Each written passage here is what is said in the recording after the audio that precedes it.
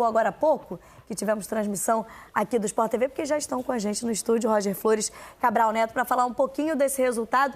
E aí, já boa noite para vocês, amigos. Em cima do que Mansur e o Raed já comentavam aqui sobre essa questão da vice-liderança, que tem, inclusive, trocado de mãos em algumas rodadas e já trocou durante esse Campeonato Brasileiro, muito do que a gente olha para esse Grêmio, que hoje consegue vencer em casa o Atlético Mineiro, em alguns momentos foi bem ameaçado. Também não é esse vice-líder que a gente olha e fala, é esse time do Renato, talvez seja o grande perseguidor ao líder Botafogo.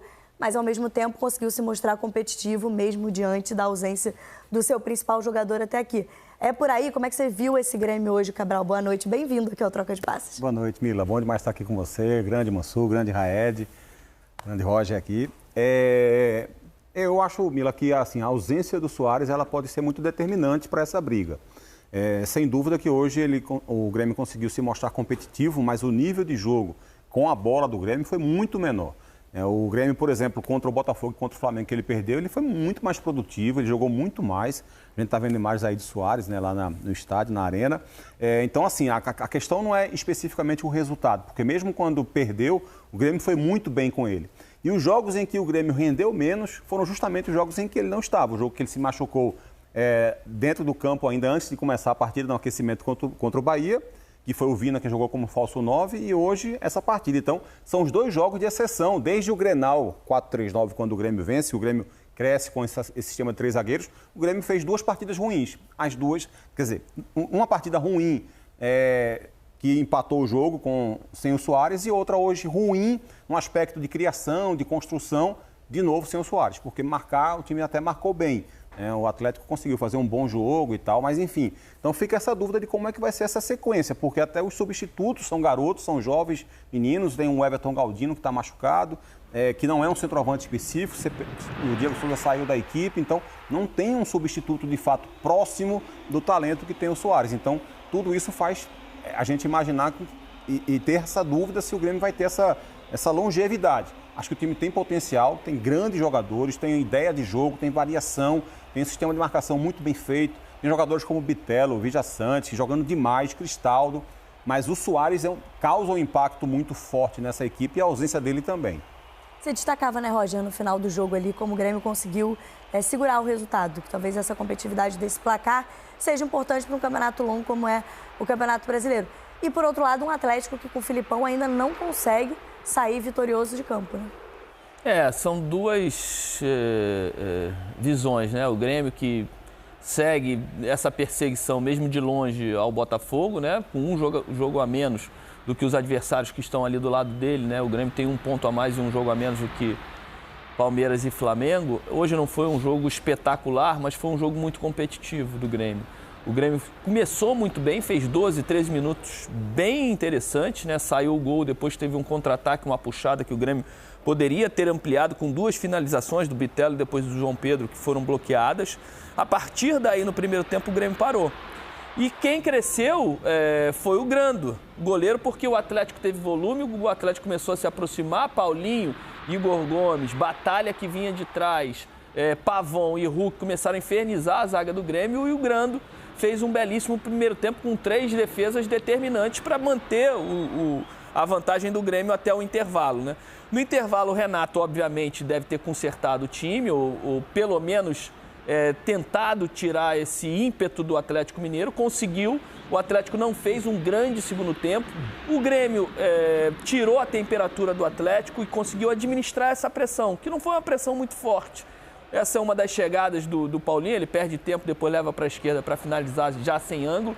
O Grêmio finalizou poucas vezes, mas quando finalizou até chegou com perigo, essa aí com o Cristaldo, que o Everson fez boa defesa e foi mais na bola parada. A gente vai ver daqui a pouco um gol do Atlético que foi anulado, que muita gente vai reclamar, né? Principalmente os torcedores do Atlético. Essa é uma jogada interessante do Ferreirinha, ele tinha acabado de entrar e a gente falava isso na transmissão, né?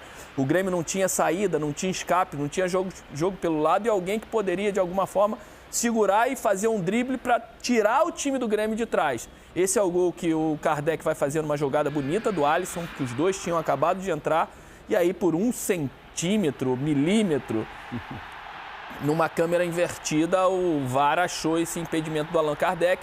Mas a verdade é que o Atlético criou pouco, fez substituições, mas nenhuma substituição foi tão interessante ao ponto, Grêmio, eu acho, né, Roger? tão interessante ao ponto de fazer o Atlético crescer. O Atlético precisa de muita coisa nesse campeonato. 7º jogo do Luiz Felipe na frente, nenhuma vitória e 8º jogo sem vitória do Atlético Mineiro, né, Caminha? Esses lances do Atlético que a gente viu, do Galo no segundo tempo, Milá, que em nenhum momento o Atlético conseguiu tornar o jogo desconfortável para o Grêmio de fato. Porque não foram lances que aconteceram no minuto seguinte, no minuto seguinte. No primeiro tempo, nos últimos 15 minutos, né? Teve um pouco Depois disso, mas no segundo tempo não teve. Né? No segundo tempo não teve. E acho, inclusive, que as alterações acabaram fazendo mal para o Atlético e bem para o Grêmio. Não que o Grêmio tenha crescido no aspecto ofensivo de criação, mas ele conseguiu controlar melhor o jogo com a marcação. O Atlético tirou o melhor jogador do campo, né? Que era o Pavon saiu e depois acho que a mudança... Que tinha tido uma boa chance no primeiro tempo ali no finalzinho. Aquele lance que a gente viu do chute dele fora da área, um pouquinho antes ele também dá o passe o Batalha quase fazer o gol e o Grêmio consegue salvar. Então ele participou de quase todas as boas jogadas. Então a saída dele acho que foi ruim e também na hora em que fica com 2 centroavantes ali na área, traz um incômodo de você de repente poder desencaixar a marcação que já estava muito bem encaixada da zaga do Grêmio, mas ao mesmo tempo você só deixou 2 homens atrás, o Batalha e o Otávio. O Igor Gomes saiu, então você passou a jogar num 4-2-4. Isso fez com que o Batalha se segurasse um pouco mais e ele vinha fazendo muita diferença, porque o sistema de marcação do Grêmio exige que sempre um jogador da linha de 5 se desgarre e saia para fechar espaço. Às vezes é o lateral direito, às vezes é o lateral esquerdo. O Kahneman faz isso o tempo inteiro no jogo. Na hora que um jogador faz isso, era o Batalha que vinha e ocupava esse espaço. E, evidentemente, nenhum jogador de frente vai acompanhar ele até atrás. Cristaldo não vai fazer isso, Bitello não vai fazer isso, e ele aparecia livre. Quando ele passou a jogar sozinho com o Otávio no meio-campo, ele diminuiu essa saída para não deixar o time vulnerável atrás. Então, acho que isso fez com que o Atlético também perdesse ritmo na frente. Aqui na hashtag Troca de Passes, claro que o que mais está aparecendo são reclamações em relação ao impedimento, ao lance mais polêmico da partida. A gente pode dar uma olhadinha no gol do Kardec? Gol do Kardec não, né? Gol do Kardec. Gol do Kardec, tá certo. Na bola levantada na área, o Kardec de cabeça faz o gol, que seria o gol de empate. Mas as linhas traçadas do VAR mostram ali uma diferença mínima, mais que mesmo o segundo, né? Essa novidade, digamos, no regulamento, que é se as linhas estiverem, de fato, sobrepostas, se a gente não conseguir identificar as duas cores, significa uma posição legal, então o gol é validado. Aparentemente por uma diferença Alguém já viu linha que essa? Não. Tem até uma diferença mínima entre uma linha e outra. Absolutamente nada, é tudo pixelado. Melhora a imagem. Se a gente vê ali, observar a linha, tem ali um verdinho entre o vermelho e o azul. Beleza, mas se tivesse a imagem nítida, você saberia onde o cara marcou a linha vermelha, onde o cara marcou a linha azul. Aí a gente olha e não vê nada. E o problema também nessa uma manchinha azul, uma manchinha branca, diga, Cabral. A tolerância do impedimento, né, que algumas pessoas defendem, mas se for milimetricamente na frente, deixa passar, é gol. A grande questão é que até onde vai essa tolerância? Por exemplo, vai estabelecer que são 2 centímetros, aí quando tiver 2,1 centímetros, vão dizer o quê? Mas foi 2,1 por centímetros. 0,1. Foi só por 0,1. Isso é muita intolerância. Daqui a pouco a gente vai estar dando uma tolerância de 2,5 metros, entendeu? A única questão que eu continuo batendo, é a questão da mesma linha, né? Que a mesma linha é uma regra que foi criada para favorecer o ataque, para que a gente possa, de alguma forma, ter mais gols do que... e favorecer os ataques dos times. Isso é um claro posicionamento de mesma linha. E aí é 1 centímetro para lá ou para cá. Se tem uma linha mais grossa, obviamente você dá... Olha só.